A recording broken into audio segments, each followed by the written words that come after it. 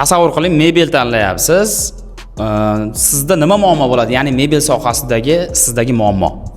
Shu doim mebel olganimda, mebel xarid qilmoqchi bo'lsam, shu uyim rasmini ko'rsatamanda chamalab berishadi. Mana shu mebel aynan siz uchun deb berishadi-da. Ovora bo'lib mebelni olib boraman-da, olib borganimdan keyin yo bir qarich katta, yo bir qarich kichik keladi. Shu narsa doim meni qiynab keladi. Xo'p, meni mebeldagi muammoim yaqinda spanni oldim.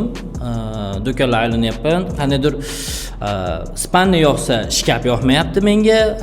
Shkaf bilan spanni yoqqan taqdirda ham rangi tushib, hamma hali konkretniy bo'lgan taqdirda ham hali bir tumbasimi yo bo'lmasa hali qo'shimcha anaqalarimi, hali jihozlari bo'ladi. Shu narsalar hali mos-masda bir-biriga yoki bo'lmasa joylashuvda hamcha qiyin bo'lyapti. Men mebel haqida gapiradigan bo'lsam, mebeldagi muammo narxlari qimmatligi, o'zi 3-4 millionga bitadigan, sifat shunga yarasha bo'layotgan narsalar 7-8 milliondan sotishyapti.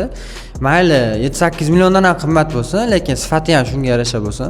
Dernes mebelda bular muammo emas. Bizni do'konda bitta mebelni 3-4 ko'rinishda topsangiz bo'ladi. Narxlariga keladigan bo'lsak, sifatiga qaraganda ancha arzon deb bemalol ayta olamiz. Aynan siz qidirayotgan mebel biz do'konimizda turibdi. Kelib olib ketishingiz mumkin.